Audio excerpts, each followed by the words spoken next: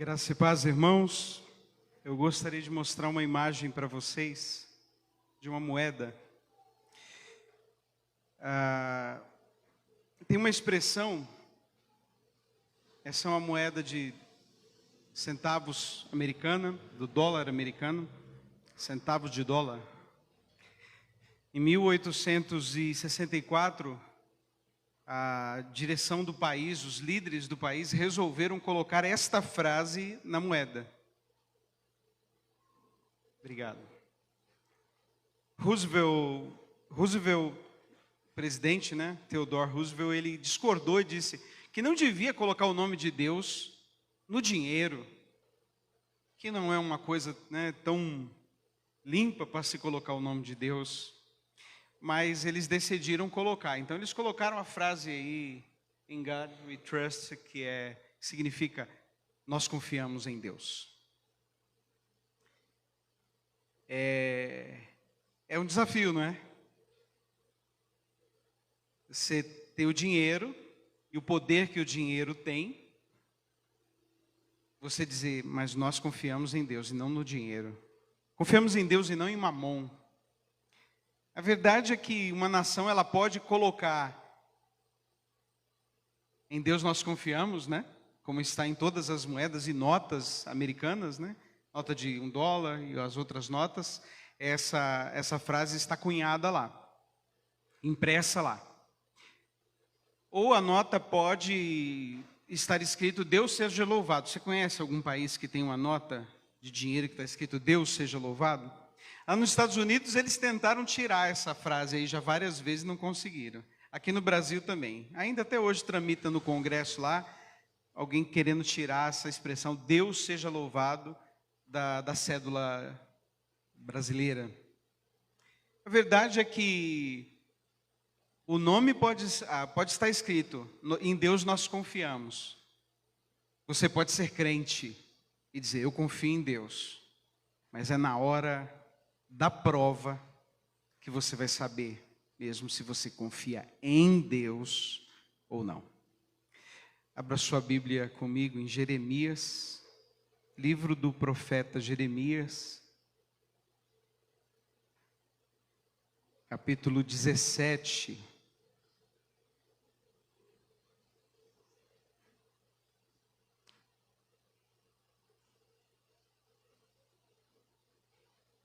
Jeremias, capítulo 17.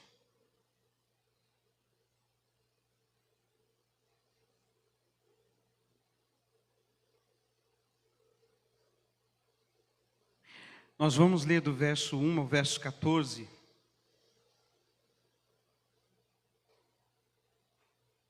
Diz assim a palavra do Senhor. O pecado de Judá está escrito com um ponteiro de ferro e com um diamante pontiagudo, gravado na tábua do seu coração e nas pontas dos teus altares. Seus filhos se lembram dos seus altares e dos seus postes ídolos junto às árvores frondosas, sobre os altos outeiros. Só uma pausa aqui para uma explicação. A linguagem que o profeta está usando, quando fala dos filhos, ele diz o seguinte, que na geografia do país, todas as crianças, todo mundo sabe onde estão os templos de adoração aos deuses pagãos. Que nessa época os filhos já dos crentes antigos, eles não sabiam exatamente onde ficava o templo e não sabiam exatamente como que era o culto a Deus. Mas eles sabiam muito bem onde estavam os templos pagãos dentro do país deles, nos lugares onde estavam.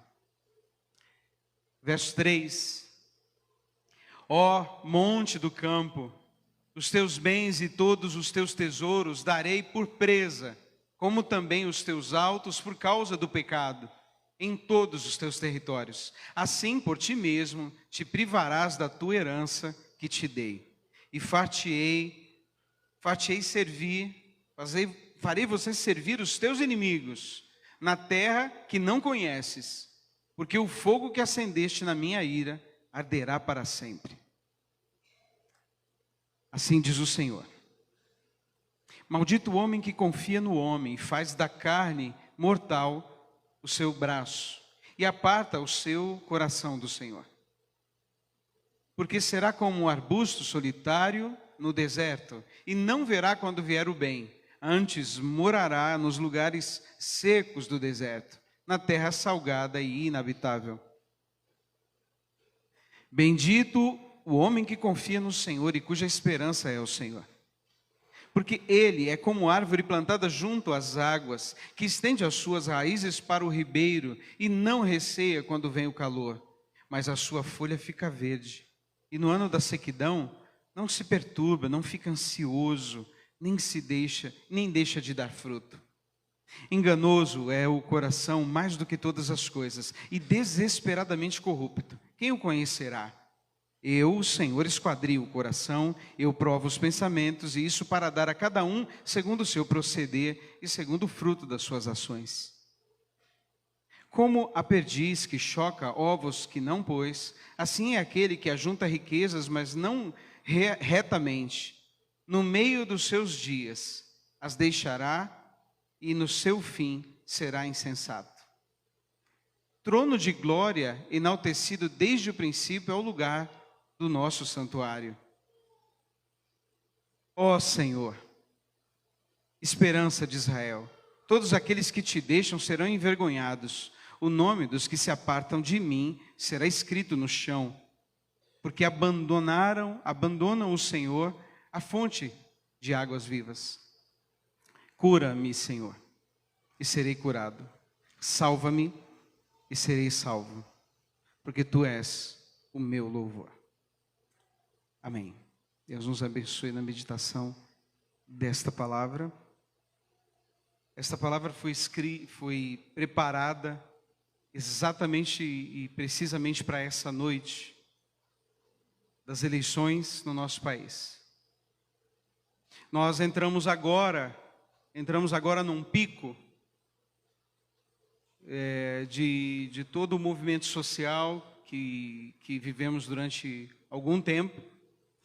E a mensagem dessa noite, ela é dirigida para você que está aqui crente no Senhor Jesus, para você que está em casa e para todos os que não são crentes, que porventura venham ouvir essa mensagem e a exortação que emana da igreja para o mundo. A igreja, no seu papel profético, ela não prega apenas entre quatro paredes. Ela vai repercutir, reverberar essa mensagem para o mundo. Você sai daqui essa noite e deve pregá-la. Você é a boca de Deus no mundo. Você deve pregar a palavra de Deus. Você não deve se deter nas paixões sociais, nos discursos das pessoas que não conhecem o Senhor. Você deve falar da palavra de Deus para o seu vizinho, para os seus amigos e seus parentes. A palavra do Senhor veio a nós. Ela está clara aqui, nos exortando para algo muito específico. Coloque a sua confiança em Deus. Coloque a sua confiança no Senhor. A exortação que foi dada aqui, ela deve ser esclarecida para aqueles que não conhecem as Escrituras e que às vezes são confundidos, achando que o profeta está proibindo, repreendendo a confiança em si mesmo, que o ser humano não pode ter confiança em si mesmo e que o ser humano não pode confiar no seu próximo. Não é isto. Jeremias não está dizendo que aquele que, segundo o Salmo 8, verso 5, foi criado um pouco menor que Deus, não pode ter confiança em si mesmo. Nós somos criados à imagem e semelhança de Deus. Devemos ter confiança em nós mesmos, não? Devemos acordar confiantes que somos capazes de fazer tudo aquilo que Deus ordenou que fizéssemos e ser tudo aquilo que Ele disse que nós devemos ser. Deus não nos proíbe de, nos nossos relacionamentos, termos confiança uns nos outros, porque isso é um corte da nossa criação, da nossa imagem e semelhança. Nós devemos confiar uns nos outros e Deus se agrada quando o ser humano, ele vive nessa harmonia de dizer, eu confio em você.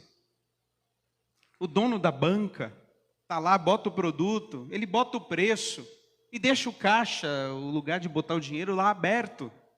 Ele confia. Ele não acha que você vai pegar a fruta dele, o produto dele e levar embora sem pagar. Ele confia em você. Isso é belo. Isso é belo. Isso glorifica a Deus. A confiança que devemos ter uns nos outros. Eu lembrei de uma história hoje de um piloto na guerra do Vietnã, que ele estava voando sobre um território inimigo e ele foi bombardeado e o avião ia cair, ele pulou paraquedas. Caindo no terreno inimigo, ele foi preso e passou 6 anos na prisão. Clark Plumb, depois que ele saiu, sobreviveu, ele começou a ir pelo país inteiro dando palestra, falando sobre a experiência que ele teve na prisão e na guerra. Uma vez ele estava num restaurante e um desconhecido o abordou e falou assim, você é Clark Plumb, o piloto que sobreviveu lá do Vietnã? Ele disse, sim, de onde você me conhece? Bem, eu dobrei o seu paraquedas. E vejo que deu certo, né?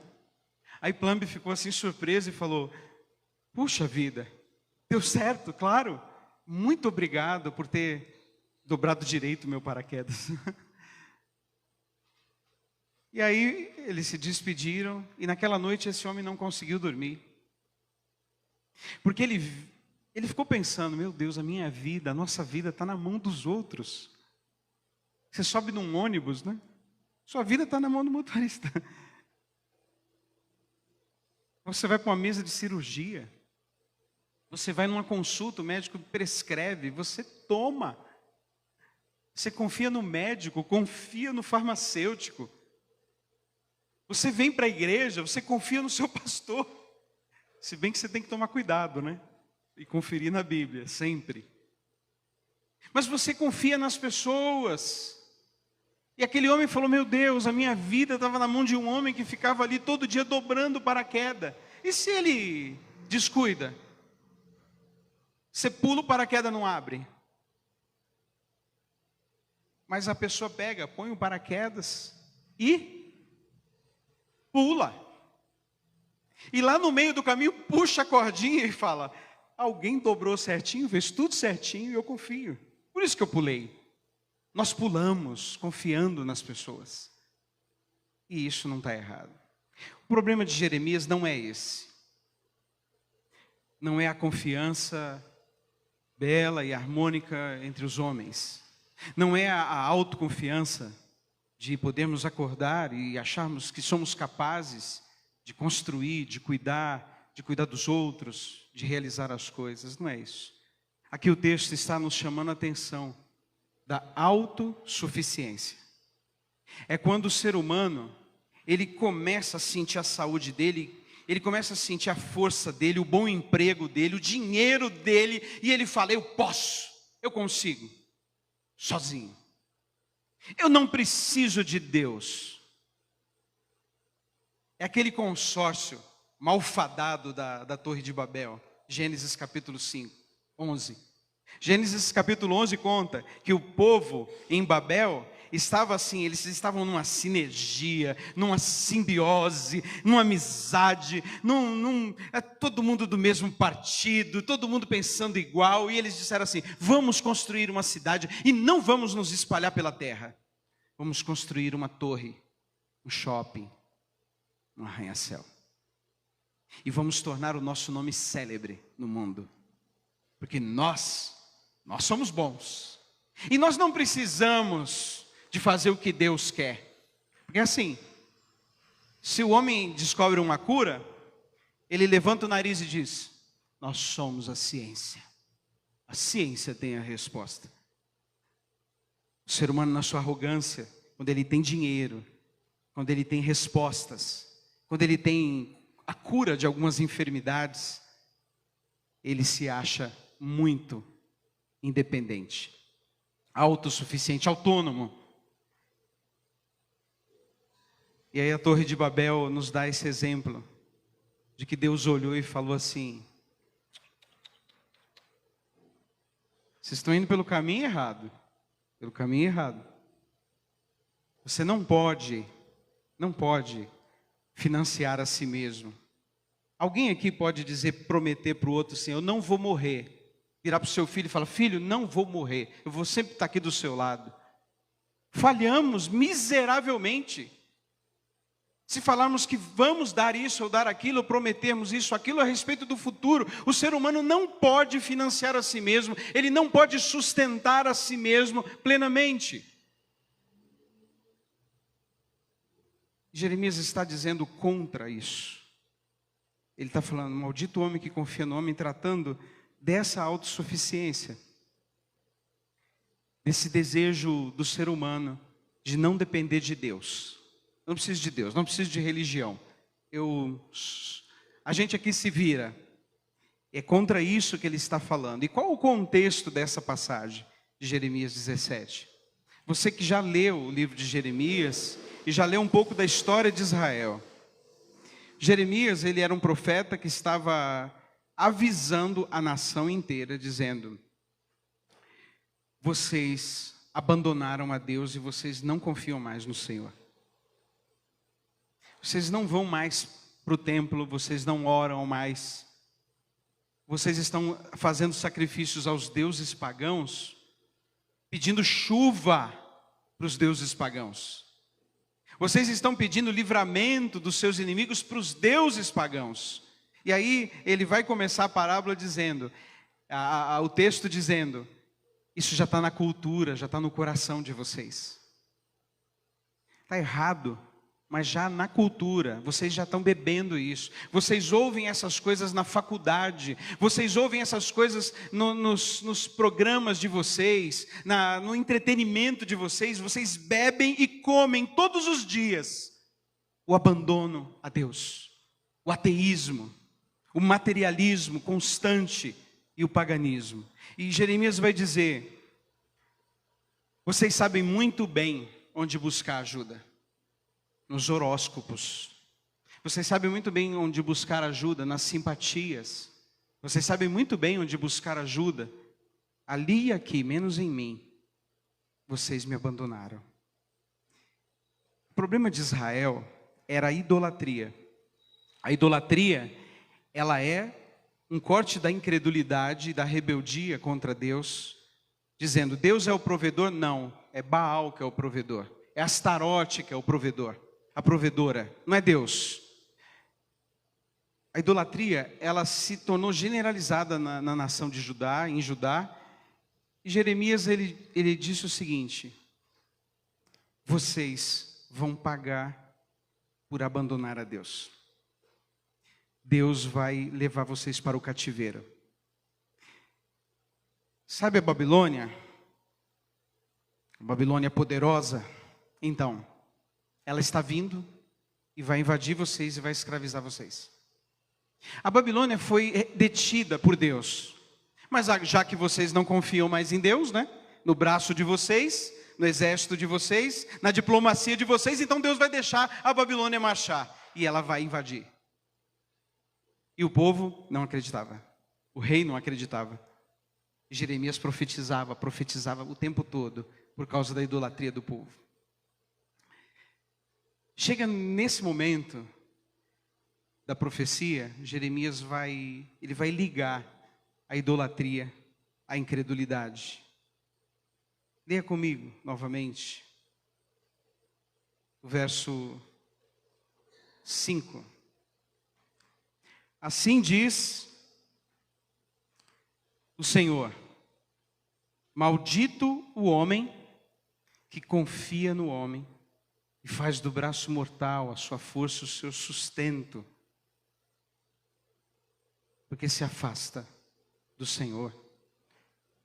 E quando se afasta de Deus, você tem que se resolver, você tem que se organizar.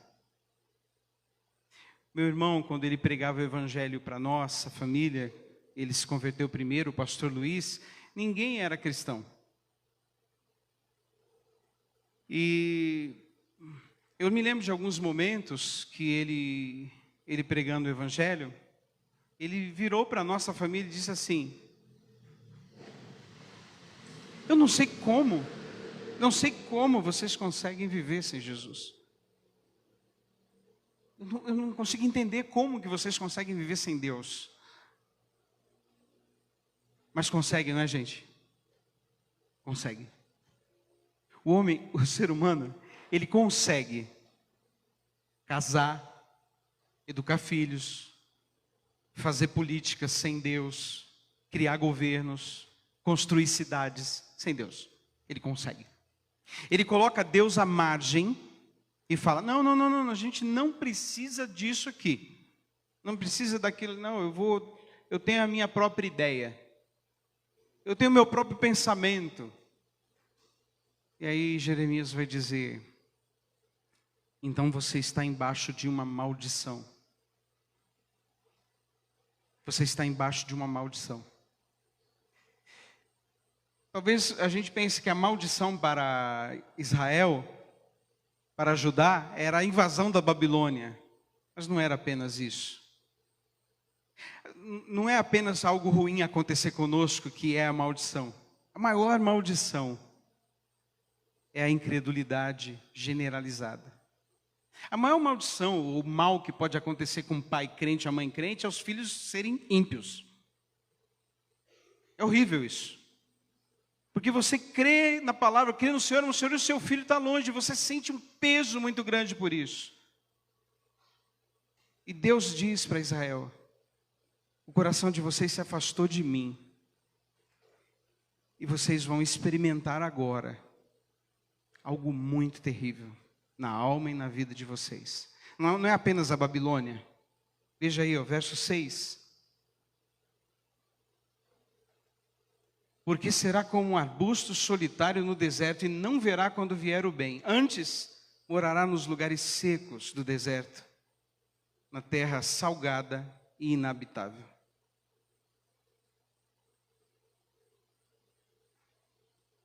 A maldição e o homem que tem a vida maldita não é necessariamente o homem que não tem conforto. O homem maldito é o homem que tem todo o conforto e se sente solitário. Essa é uma maldição que a nossa sociedade está vivendo hoje. Milhões de pessoas estão cheias de gente ao redor, se sentindo um arbusto no deserto. Secos, pessoas secas, pessoas que não veem sentido na vida porque se afastaram de Deus. Você que é crente sabe o que é isso. Afasta-se do Senhor um pouquinho, para de orar, para de ler a Bíblia, e as coisas começam a perder sentido. Você começa a ficar seco, sem paz. Maldito o homem que começa a confiar em si mesmo, que pode acordar e vou trabalhar, eu vou fazer isso, eu vou fazer aquilo, eu resolverei isso. Esquece do Senhor e coloca Deus fora da equação. Você vai experimentar o fracasso nas áreas mais profundas da sua vida. Como, por exemplo, estar casado e não ser feliz, porque você não consegue desfrutar da amizade conjugal. Porque nem a mulher confia no Senhor e nem o marido confia no Senhor. Ou você acha que você pode segurar seu marido e protegê-lo de tudo, e os olhares dele, ou vigiá-lo o tempo todo? Você acha que você pode vigiar seus filhos o tempo todo? Confiar em você mesmo, que na sua educação, porque eu monitoro o meu filho. Aquele que confia em si mesmo, no seu próprio braço, em si mesmo, deixando o Senhor de lado, parando de orar, que confia nas pessoas, parando de orar. O Senhor diz: você vai experimentar o fracasso na sua vida. Esse alerta que Jeremias está dando para a idolatria, voltada para si mesmo e para os homens, ela tem um desdobramento muito forte na nossa sociedade. Eu vou exemplificar para vocês um desdobramento do que é se afastar do Senhor e como que nós nos tornamos um deserto. Relacionamentos. pessoas começam a se relacionar umas com as outras. E de repente descobrem vantagens no relacionamento. E ali começam a se juntar, amigos com amigos, comunidades, times, partidos, grupos, tribos. E elas começam a se juntar. Eu estava ali no Rio de Janeiro, quando o Flamengo venceu, lá na praia. Que loucura, gente. Que religião é essa? Eles estavam dentro dos apartamentos, parecia que eles estavam louvando. Estavam cantando, uma vez Flamengo, sempre Flamengo. Uma loucura aquilo. Eu falei, meu Deus, como que as tribos se juntam, né? E eles se congratulam, e eles encontram energia nisso tudo. O problema é quando as tribos começam a se juntar, as pessoas começam a se juntar, e elas começam a pensar que são suficientes umas para as outras. E é aí que mora a doença mental do nosso mundo. O nosso mundo está doente, queridos, por expectativas impossíveis a respeito das pessoas. Nós criamos expectativas impossíveis, expectativas altas demais em cima de um homem, em cima de uma pessoa, de um namorado, de uma namorada, de um marido, de uma esposa, de um pai, de um filho, e criamos essas expectativas em cima do pastor, em cima do líder, e a coisa começa a ficar doente. Por quê?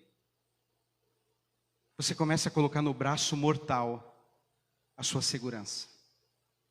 Você começa a colocar numa pessoa a sua segurança afetiva, a sua segurança psicológica. Tem gente que foi longe demais nessas eleições, longe demais, foi longe demais.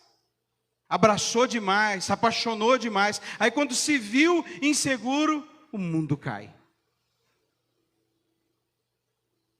Tem gente chorando agora. Chorando. Não sei por quê.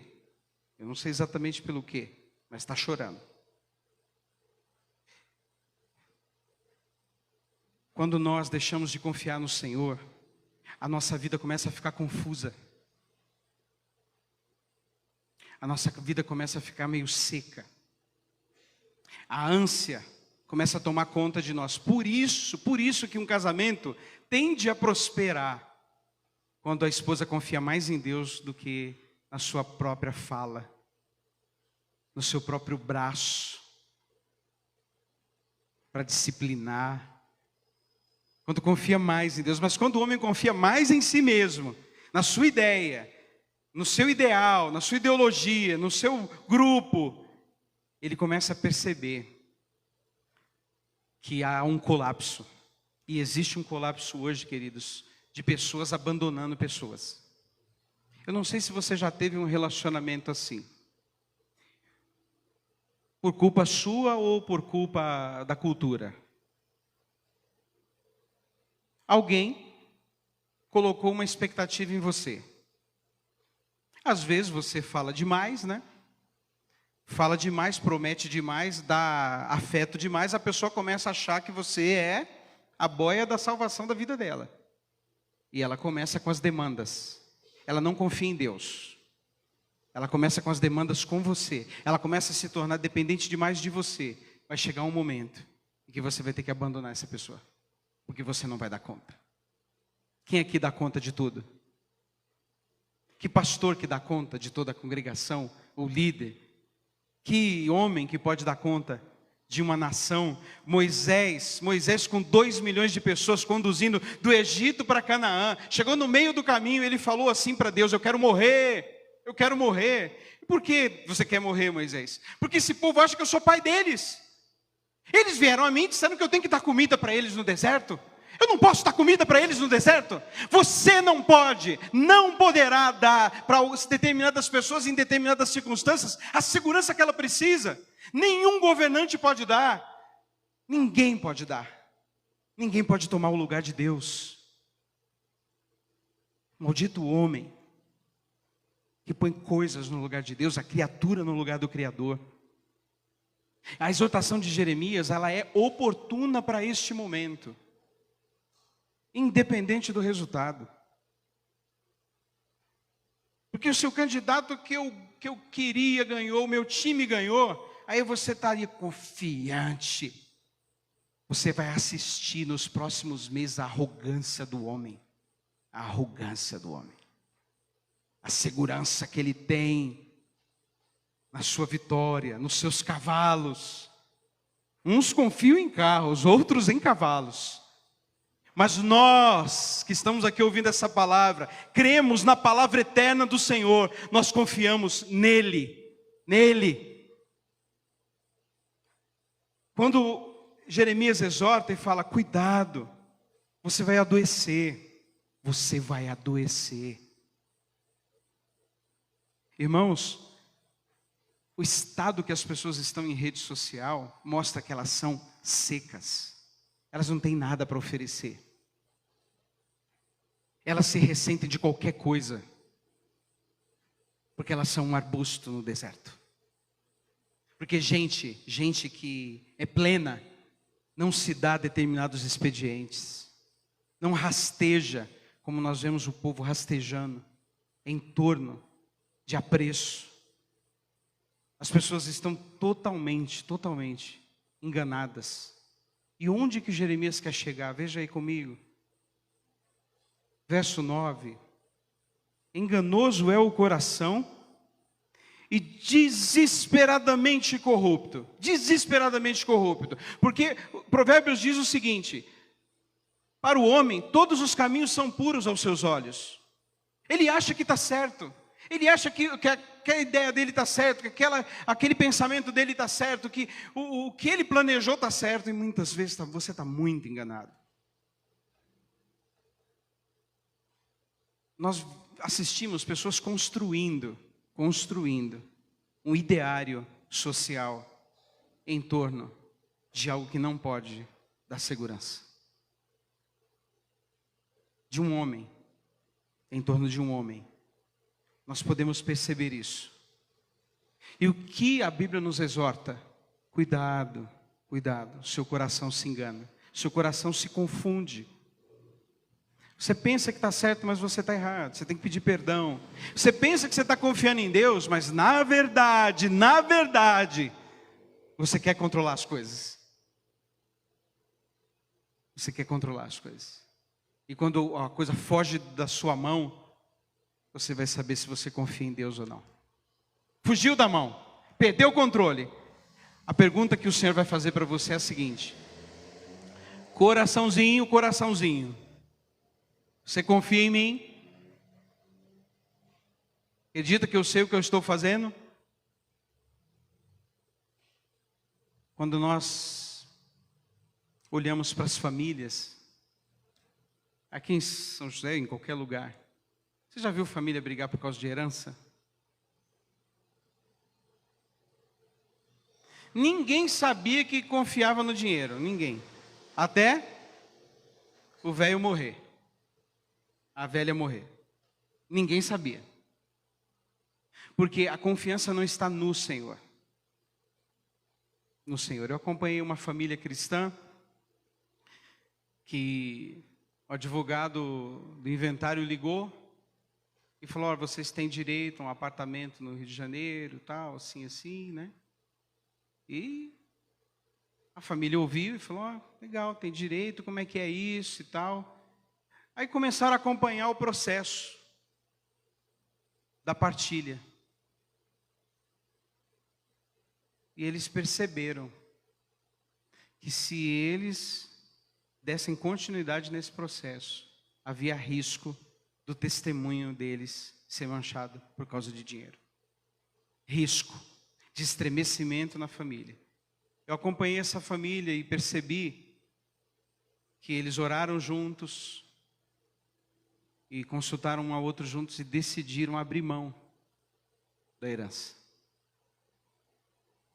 Os familiares não crentes ficaram assim.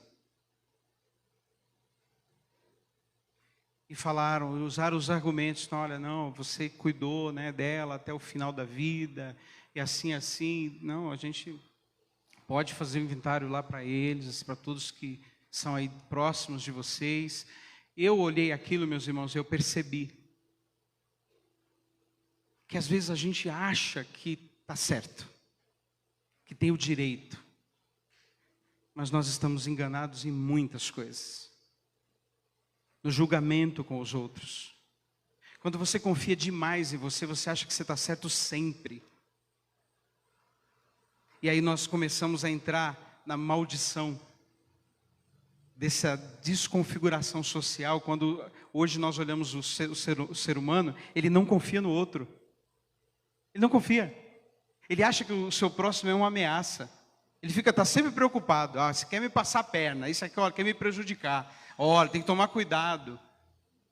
A vida, ela vai se tornar um deserto. Por isso que Jesus profetizou que no fim dos tempos, o amor se esfriará de quase todos. Porventura, se o Filho de Deus voltar, porventura achará fé na terra? Não há confiança, não há quem busque a Deus. O que as pessoas querem? Segurança material, força no braço, que o meu grupo vença. Eu quero estar com pessoas que têm condição, com os poderosos. Tanto que esse tem um fenômeno, né, do brasileiro, no ideário cultural brasileiro. Ele vota em quem está vencendo. Ele torce pelo que está vencendo. Você que está vencendo, eu vou votar para ganhar. Como fosse rinha de galo, corrida de cavalo. O coração é tão enganoso que o ser humano não percebe na armadilha que ele está entrando. Por isso Jeremias, ele diz o seguinte, veja aí comigo. Verso 10. Eu, o Senhor, esquadrinho o coração, eu provo os pensamentos. E isto para dar a cada um segundo o seu proceder, segundo o fruto das suas ações. Isso aqui é uma palavra para crente, para descrente, para qualquer um. Que nos causa temor. Temor.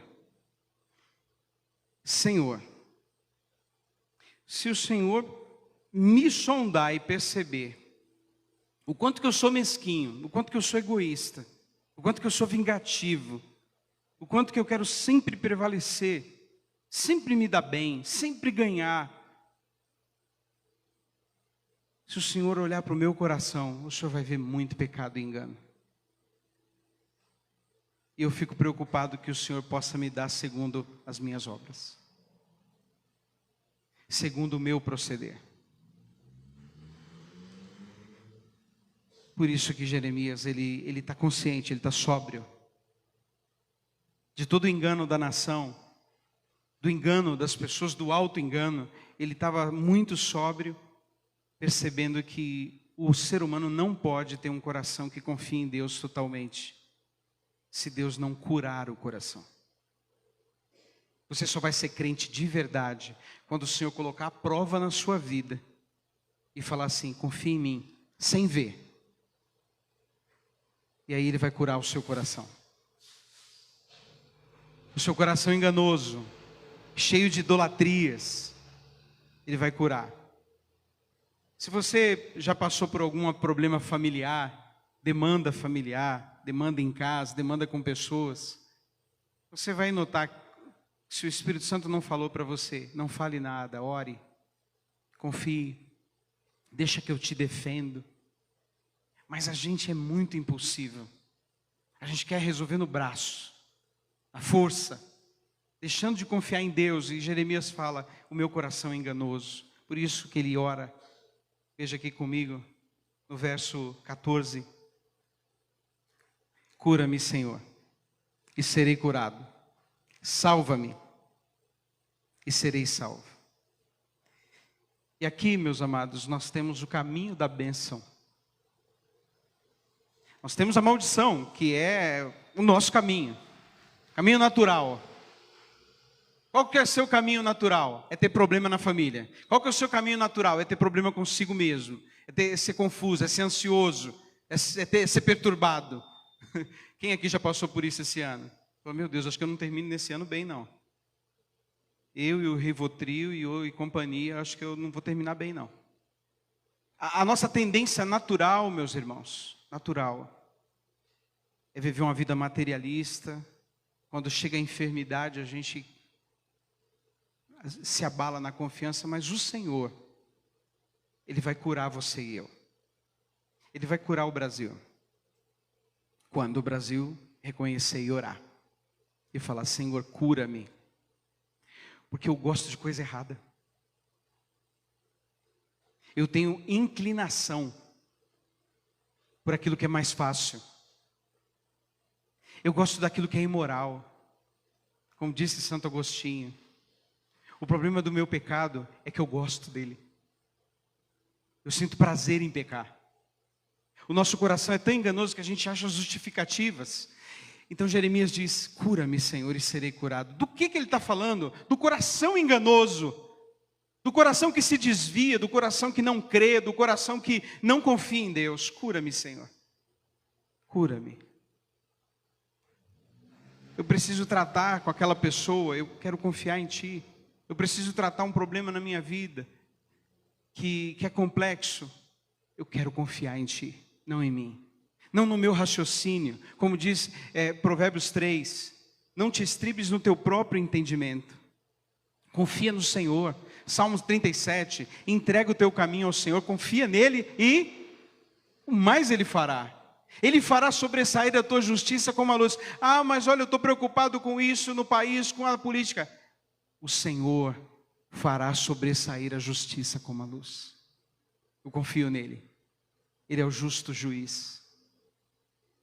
O juiz iníquo pode estar agora sentado com a toga. Não tem problema. Eu poderia falar os nomes deles aqui para você que está em casa. Que agora nós demos para decorar nome de juiz, né? Que não é um bom sinal para uma nação, né? Você ficar decorando o nome de juiz não é um bom sinal. É sinal de que o país está judicializado, né? Em tempos de paz a gente não sabe nem quem é. Deus é o justo juiz. Ele está sentado em audiência agora, nesse momento. Nós estamos aqui em audiência com Ele. A igreja está.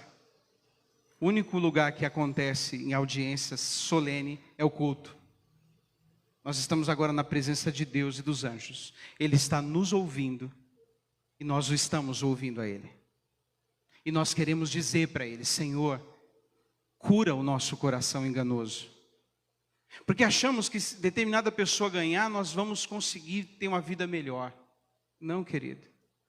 Pode ser o pior governante que ganhar, o Senhor vai fazer Ele fazer a vida melhor. Você crê nisso? Ou piorar, né? Ou piorar bastante. Para que a nação se converta. Porque tem gente que se melhorar a economia, ele abandona Deus.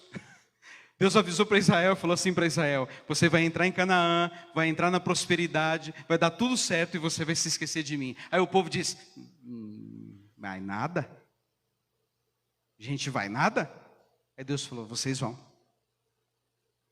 Aí Josué falou, Moisés falou, Josué falou de novo, vocês vão abandonar o Senhor depois que prosperarem e que começarem a ter muito dinheiro em Canaã. Aí o povo falou, não, a gente vai servir o Senhor. Queridos, os filhos dessa geração já não sabiam mais quem era o Senhor. Porque quando você fica rico, você começa a viajar bastante, esquece de ir na igreja. Você já não ora tanto que você tem convênio. Tem os melhores médicos. Aí você lembra quando não tinha recurso? Eita, nós, era o joelho no chão, né? Aí como orava, e Deus devia olhar e falar assim, olha, vai estar consagrado, né? O que Deus pode permitir nesse país? Tempos difíceis para a igreja orar. E crente não deve ter medo disso. Crente que tem medo de provação ou de tribulação, né? Está fraco. E quanto mais difícil for, mais o nome de Deus será glorificado. Amém? Um amém tímido, porque nós precisamos ser treinados, né? Com relação a isso. Não há o que temer, meu irmão. Não há o que temer. Há o que se entristecer. Há o que se afligir. Porque a alma do justo Ló se afligia em Sodoma e Gomorra. Se afligia na Babilônia. Eles não queriam cantar louvores na Babilônia. Os feitores na Babilônia, diz o Salmo, falavam assim: toca um hino lá do seu país para nós, uma musiquinha cultural, folclórica do seu país. O judeu olhava assim para ele e falava assim: toco não, aqui eu não toco não. Eu estou muito entristecido de estar aqui. Como é que eu vou tocar louvores aqui? A gente se entristece, meus irmãos. Mas a minha família, querido, quanto mais acirrada ficar a luta contra a família, ou os meios, mais o seu ministério familiar vai ficar alto. Você vai orar em casa com autoridade, vai dizer: Senhor, os meus filhos eu consagrei a Ti. Começou a desviar, você já avisa: meu irmãozinho, meu queridinho, é o seguinte, se você não se acertar, eu vou pedir para Deus te levar, né? Que é melhor Ele te levar do que você ficar fazendo bobagem aqui na terra, né? O filho tem temor, teme o pai e a mãe que ora. Mas os pais crentes, começaram a viver num país cristianizado, que não tem perseguição, começaram a amolecer. Escola dominical, não, escola dominical não, eu vou só no culto à noite. Mas olha, eu vou fazer cultinho com o filho. Não, vai deixando, vai confiando no seu braço. E aí a raiz seca, porque não tem água. Mas olha a promessa do Senhor para nós, encerrando essa palavra aqui, na promessa maravilhosa, na bênção. Verso 7. Eu gostaria de ler e pedir para você dar aleluias. Dar aleluias, dar glória a Deus. Porque isso está acontecendo com você agora. Você confia no Senhor. Então, creia na promessa bendita.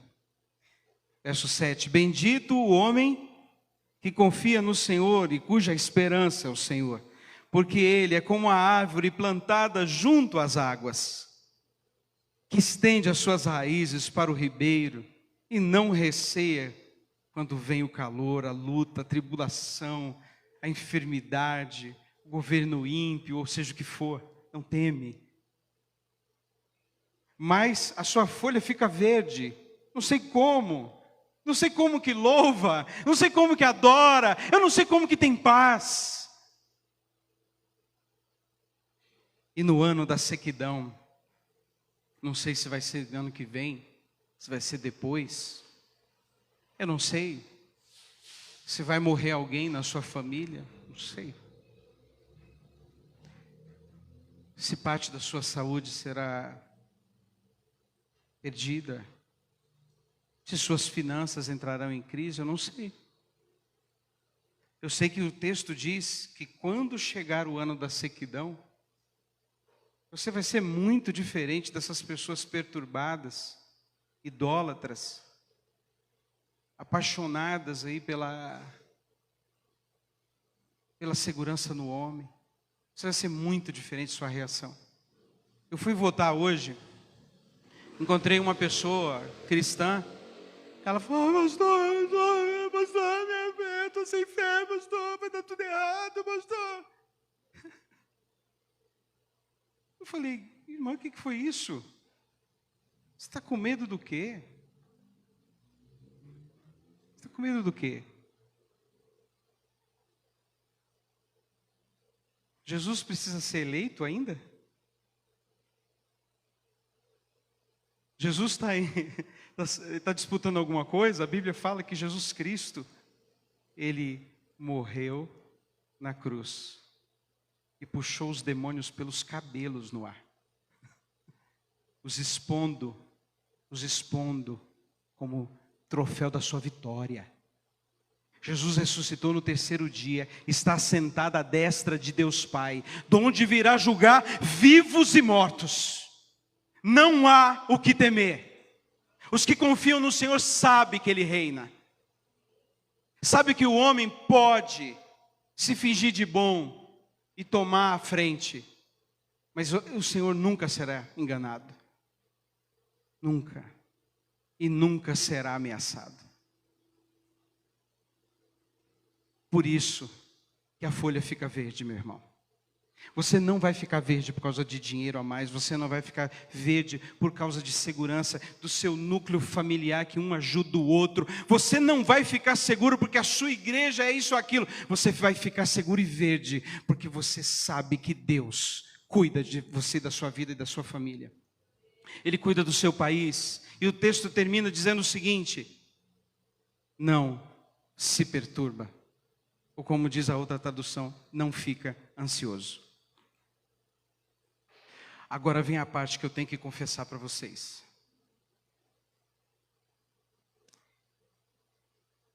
Eu estou ansioso.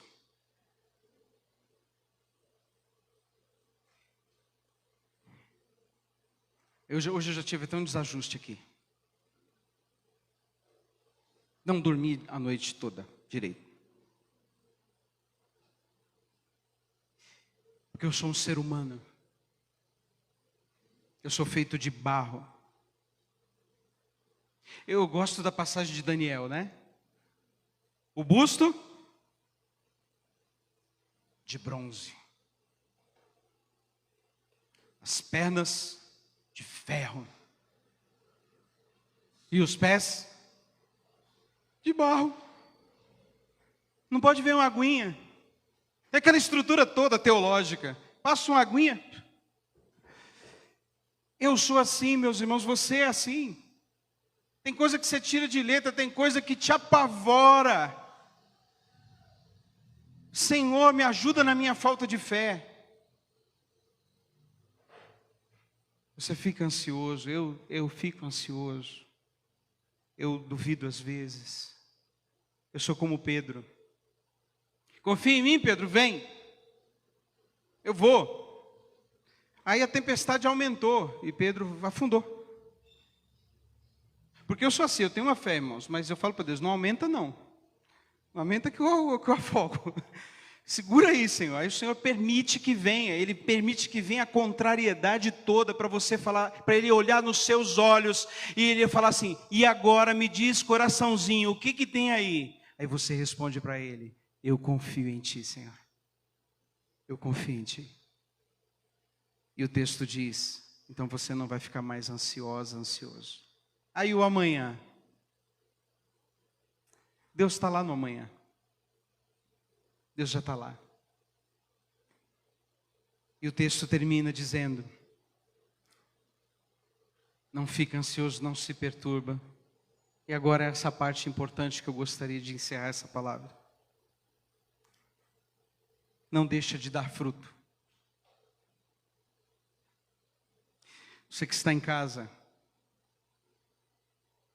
se você precisar de transmitir essa palavra para outros e souber editar, edita só esse finalzinho. A igreja do Brasil vai crescer como nunca. Vai ser como os hebreus. Quanto mais Faraó perseguia, mais nascia criança. Quanto mais oposição à igreja, quanto mais contrariedade, mais a igreja cresce. O ano que nós mais batizamos pessoas na igreja foi na pandemia, irmãos. O ano que as nossas finanças cresceram muito foi na pandemia, irmãos. Crentes testemunharam que as empresas deles prosperaram na pandemia, fechada. Eu fui abraçar um irmão que trabalha com embalagens aqui na cidade. Ô, meu irmão, né? Pandemia, né? Seu negócio, acabou as festas, não tinha reunião na igreja, a gente não consumiu mais copo descartável. Ele falou: pastor, nunca vendi tanto na minha vida. Estou rico. Porque, meu irmão, é exatamente nas situações adversas que o crente dá mais fruto. Que os cânticos são mais belos, que o louvor, como diz aqui Jeremias, né? Ele termina dizendo: cura-me e serei curado, e então te louvarei. Eu te louvarei porque eu tenho fé, porque o meu coração confia, porque Ele não mais me engana. Se você esteve enganado até essa mensagem com relação a expectativas sociais, agora você não está mais enganado. O seu coração não deve te enganar mais, porque a palavra do Senhor é a verdade. Ela nos liberta da confusão, das escaramuças aí, dos discursos, das narrativas. Nós estamos agora em Cristo Jesus, nos lugares celestiais com Ele, mais que vencedores. Mas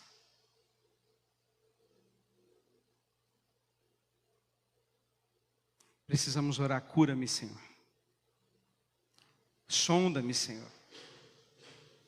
Vê se há em mim. Vê se eu estou confiando mais nas coisas do que no Senhor. Olha para mim. Vê se esse negócio de ficar falando muito é falta de confiança em Ti. Porque hoje, a partir de hoje, meu irmão, se você tiver alguma conversa política, você vai falar o quê?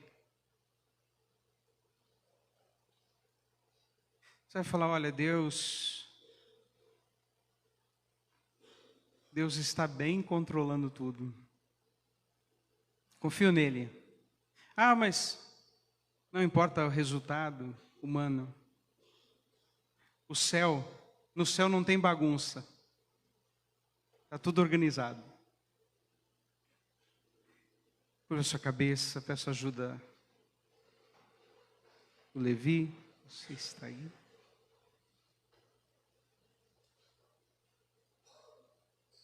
Ana.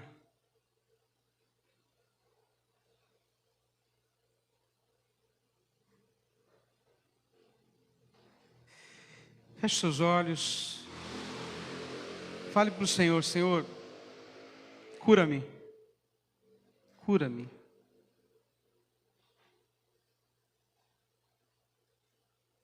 Cura-me de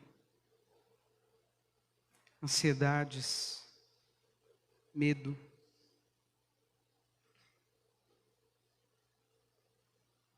Cura-me de ficar querendo carregar tudo nos ombros. Cura minha ansiedade.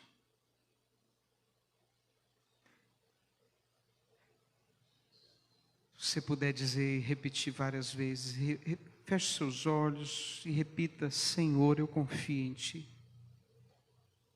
Eu confio em Ti.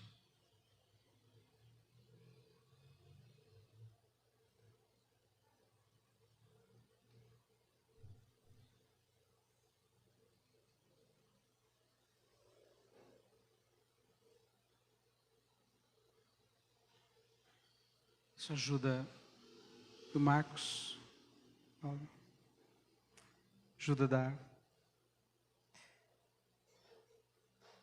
a Gabi, pode nos ajudar? Lugar secreto.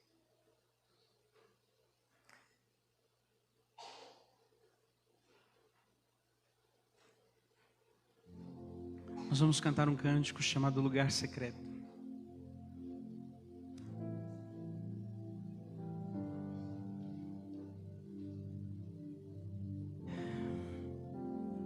Convido você a se ajoelhar. Nós vamos cantar ajoelhados hoje. Se você não sabe o cântico, você pode se ajoelhar voltado para a tela, ok? Você pode se ajoelhar olhando para a tela, para você poder cantar enquanto faz desse cântico a sua oração.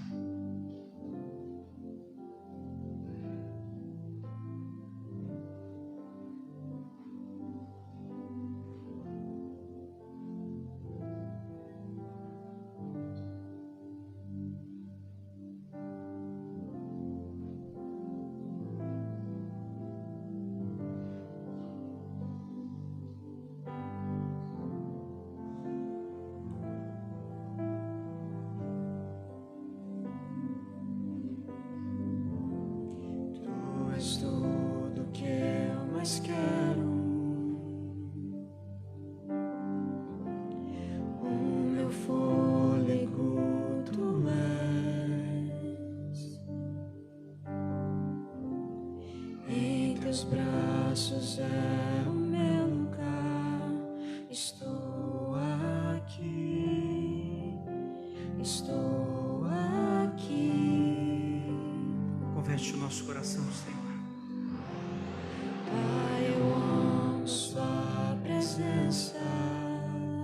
leva a orar mais, Senhor. Teu sorriso é vida em mim. Eu seguro em suas Declare, querido. mãos. Confio em ti. Confio em ti. Quero ir mais fundo. Leva-me mais perto. Onde eu te encontro, no lugar secreto, aos teus pés me rendo, pois da tua glória quero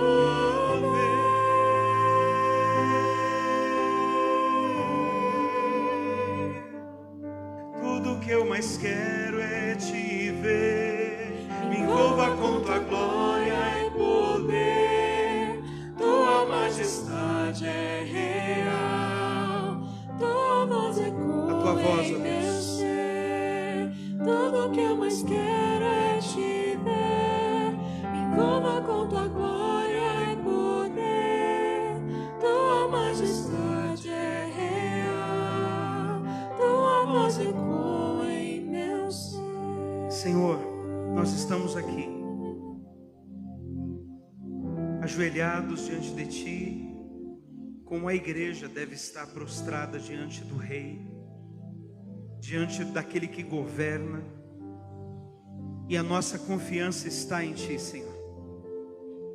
Nós não confiamos no dinheiro, na economia, na nossa saúde, no nosso braço, no nosso clã. Nós confiamos no Senhor.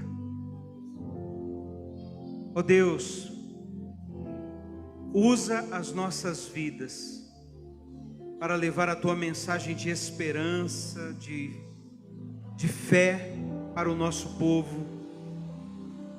E que, ó Deus, muitas pessoas se convertam através do nosso testemunho. Para a glória do Teu nome. Amém.